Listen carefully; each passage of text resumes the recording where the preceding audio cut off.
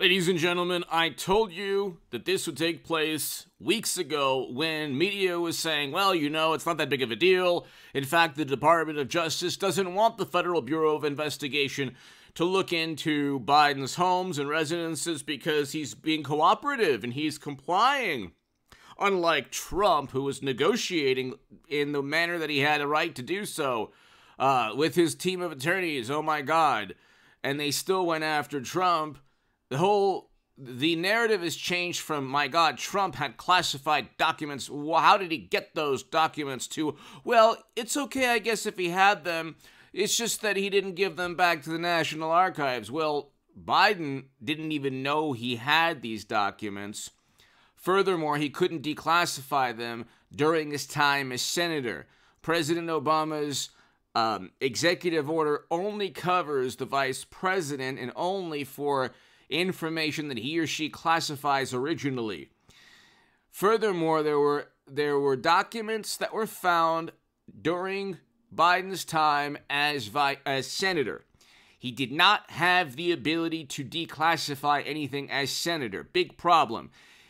Trump had the ability to declassify anything. He was commander-in-chief. The Supreme Court ruled that he had absolute authority to classify and declassify virtually anything. Also, Trump knew exactly that he declassified the information, according to the former president, and that he had communication with the Federal Bureau of Investigation, and he took those documents from the Oval Office. We know where they were, where they emanated from. We know that he had the power to declassify Trump, and the Federal Bureau of Investigation actually gave him a thank you note and said, here's a couple more locks. We know where the information is, and that's that. You can go ahead and keep negotiating with the National Archives. With Biden, he didn't have that. Also, there was an informant with Trump, and so there's just always an informant that gives a pretext to go after Trump. Okay, he wasn't indicted. Last August was the raid in Mar-a-Lago. He wasn't indicted. Now we're finding out that not only did Biden not have the ability to declassify information as senator, but Hunter turned, according to the New York Post, the Delaware home into a home office. And now we're finding out from Senator Ted Cruz, Hunter Biden's email to Burisma business partner infers direct access to classified information. Cruz. Lawyers in Biden's document scandal allege he donated 1,850 boxes of material, 415 gigabytes of digital records to the University of Delaware. Okay, so the interesting thing is, Hunter didn't write that. Cruz told Maria Bartiromo. Hunter is not an expert on that country. He's not an expert on Eastern Europe. He's not an expert on that oil and gas company or that region, but the email did help him get on the board of that oil and gas company. It did get him paid $83,000 a month because it showed a level of expertise not coming from him, but he was getting it from somewhere. That's clearly some sort of briefing. We don't know whether it was a classified briefing or not, but it's the sort of analysis that is within a classified briefing. It obviously was within a classified briefing. They're obviously selling classified information in a roundabout way. I told you yesterday, the Federal Bureau of Investigation knows this. I'm not, I don't have any inside knowledge. I have no knowledge at all other than just basic logic.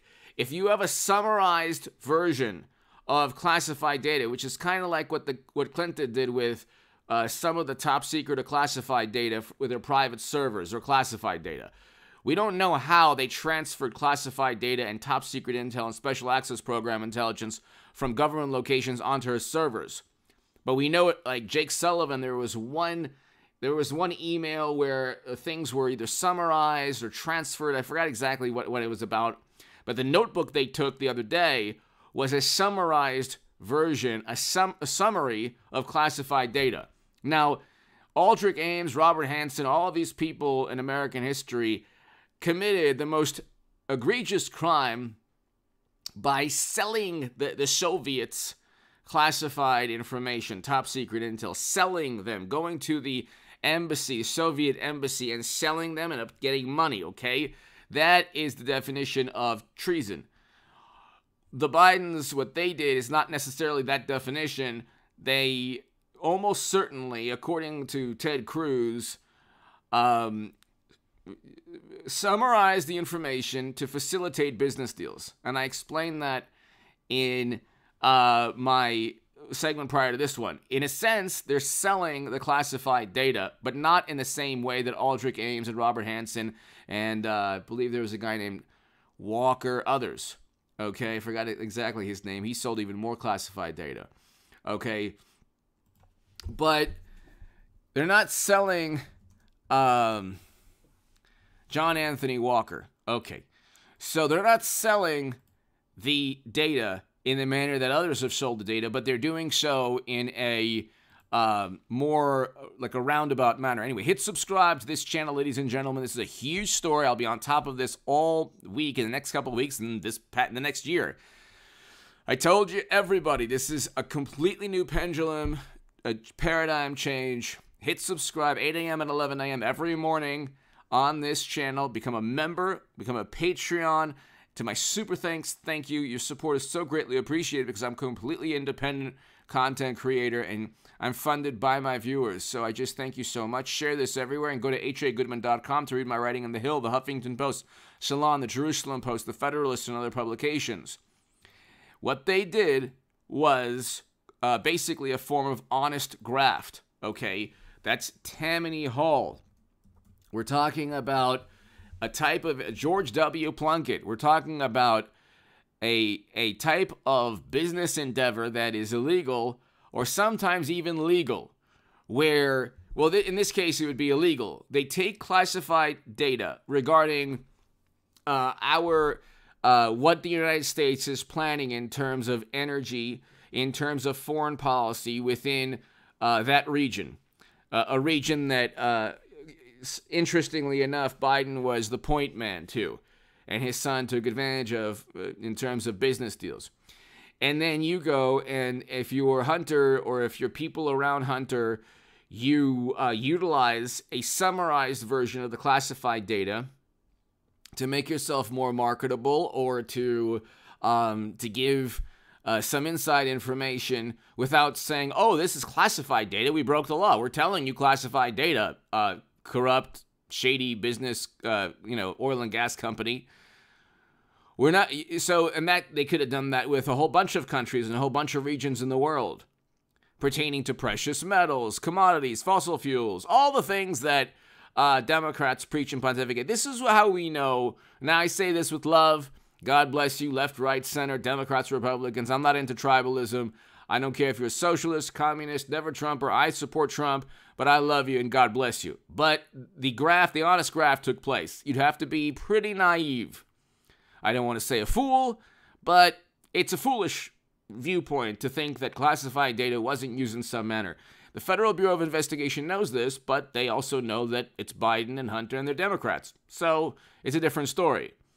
And ever since President Obama's and Bush's administration, George W. Bush did even worse, much worse than President Obama's administration. Ever since the past couple of administrations prior to Trump, intel agencies have said, well, this is where the political influence resides, so we'll look the other way. And so they did that with servers, with top secret intel, Clinton, and I think Hillary Clinton will be the 24 nominee. I don't think anything's stopping Hillary Clinton being the 24 nominee. Okay? Tell everybody you know that Hillary Clinton could very well be the 24 nominee, especially she could win the presidency, and I'm voting for Trump. If the Georgia and Arizona Republican parties don't back Trump, she'll win the presidency. Okay? But if they do back Trump, there's no stopping Trump.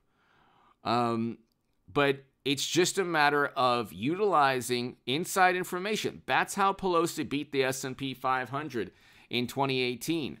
Okay, that's how Pelosi beat the S&P 500. You don't have a positive return. I'm sorry, in 2008.